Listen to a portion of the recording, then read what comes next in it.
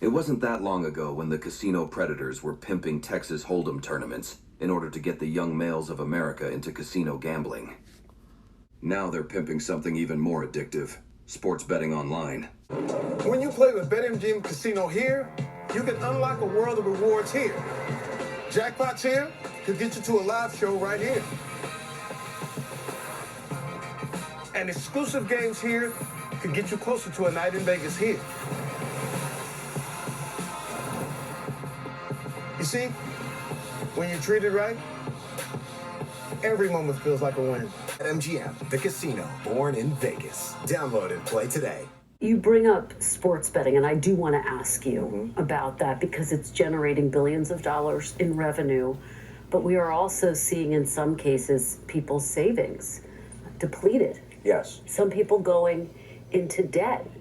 Do you think sports betting should be more regulated now that it has been legalized?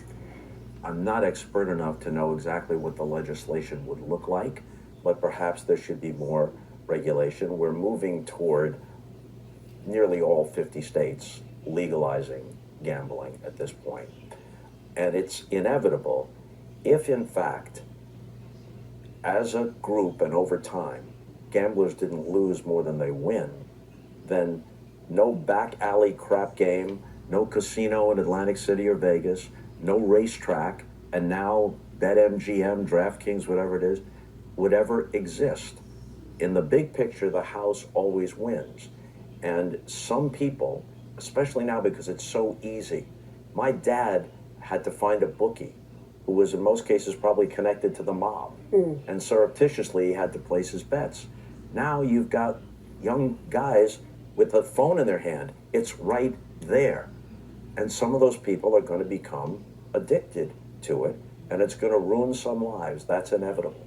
Given your father, your background, your childhood, you've witnessed this up close and personal. Yes. Is this personal for you? Are you concerned on a personal level about what sports betting might mean for some families? I am, and on both the Major League Baseball Network and when I did a handful of games on Turner, I refused to read the gambling promos.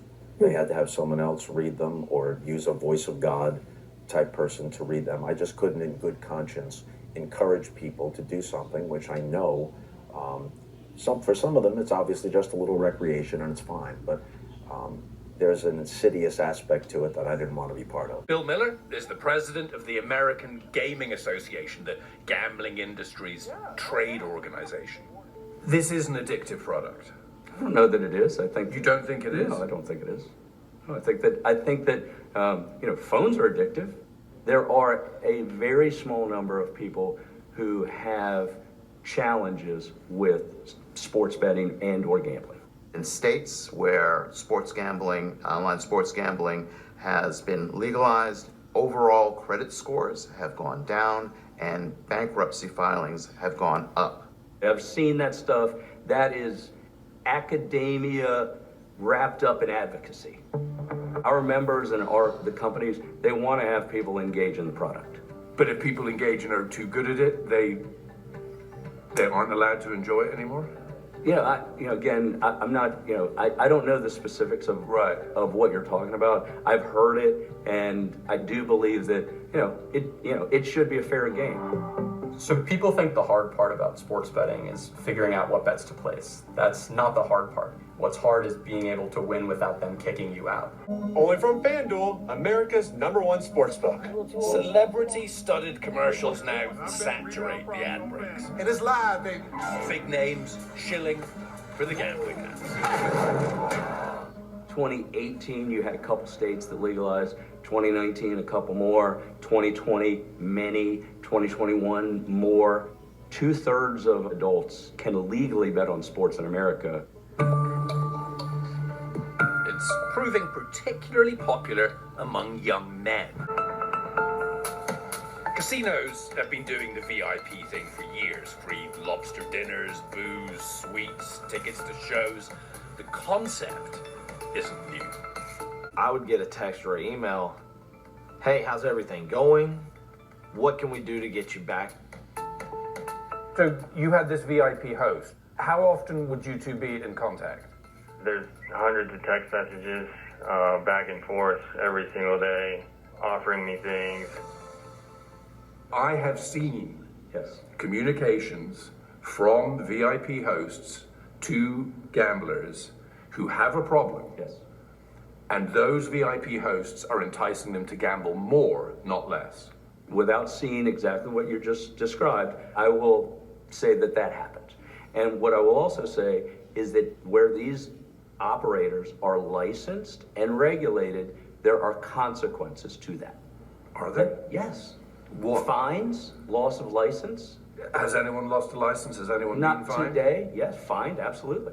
Critics say the VIP hosts across the industry are a big part of the problem.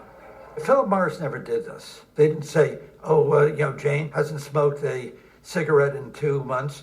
We're going to send a smoking ambassador to her and give her a real deal that she can't refuse, right? They go after the people who are trying to quit. People that are irresponsible and that are anti-gambling, they would like to lump it all into some dynamic that is similar to the tobacco companies. I find that absolutely abhorrent and offensive. An industry that 9 out of 10 Americans believe is an appropriate entertainment form is being compared to something that kills people. That's not appropriate. Well, but gambling addiction does lead to the most suicide attempts of any addiction. If you're talking about killing people. Yeah, I mean, don't know that that's true. Higher rate, if not actual numbers, say the experts. Gambling disorder has one of the highest rates of suicidal thinking, suicide attempts, than any other addictive behavior. Once a gambling addiction, you basically keep gambling until you use it all. You have a number of people who are addicted who are responsible for most of the revenue. Well, data is tracked everywhere. Numbers are hard to come by, but we do have some numbers from Connecticut. More than 70% of the gambling revenue in that state comes from the 7 or so percent of people who are either at risk or addicted. There's an incentive for your industry to keep those problem gamblers gambling.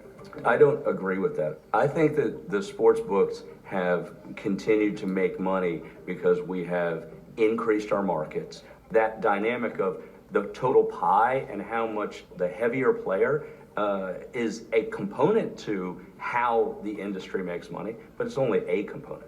My view is the federal government has a really important role to play, and that is to protect a legal business. Comped is a must-read for anyone who is in bed or those who have loved ones or friends patronizing and being comped in casinos. The storyline in the original version, published in 2001, ends in 1986. In that edition, the main character, Richie Venture, aka the Goy, Richie V, Richie the Tailor, the Comeback Kid, reminisces on what his childhood life was like growing up in the 60s in Northeast Philadelphia. He reveals how he became a wealthy entrepreneur on the books and off the books by the late 70s and early 80s, and how he lost it all when living the life of a high roller in the casinos of Atlantic City. This new version of Comped, published in 2025, ends in 2017. It includes all of what was in the 2001 book, along with what followed when Richie becomes, not by his own doing, a gaming activist known to many in the gaming industry as the Casino Antichrist. He earned that nickname by trying to get his safeguards put in casino states' gaming laws. These safeguards would prevent casino operators from breeding their patrons into what he once was. Both versions are based on true events that occurred in the early 80s in the Atlantic City casinos. Those events changed what was once known as Sin City, Las Vegas, into a family destination, along with what many consider a vice, casino gambling, into what casino operators and our lawmakers call today gaming, a form of entertainment no different than going to the ballpark or theater. The main character, Richie V, takes you on a roller coaster ride of a lifetime as he reveals his short-lived 18-month high roller adventures. From his first room being comped to the limos, helicopters, lavish penthouse suites, and women that casinos provide in order to cultivate their mark into a compulsive gambling degenerate. He lives it up with those so-called casino freebies, comps, along with other casino perks that only high rollers are offered. Once the inevitable happens and his hard-earned fortune is gone, He doubles down with the casino's interest-free credit while using and losing mob money that he's laundering in the casinos. After exhausting all means legal and illegal to feed his casino obsession, dodging a bullet from the mob, plea dealing a 10-year sentence down to 3 years with the feds, along with his livelihood and loved ones gone, he makes his last buy-in. The story I've written is not only entertaining, but also educational on how this so-called entertainment industry operates. It will enlighten many of the price you'll pay if you get in bed with them. Similar to what Spielberg's Jaws movie did when making its audience aware of the danger that lies beneath the sea. It also answers the question many have pondered, which is, how did we end up with casinos in all our backyards and a casino operator becoming our 45th and 47th president? Comped is available on Amazon Kindle eBooks, where you can read a sample of the first chapters for free before ordering. It will soon be released as a 6x9 paperback and audiobook. To learn more about the author's credentials on this topic, Google up Bill Kearney on casino gambling.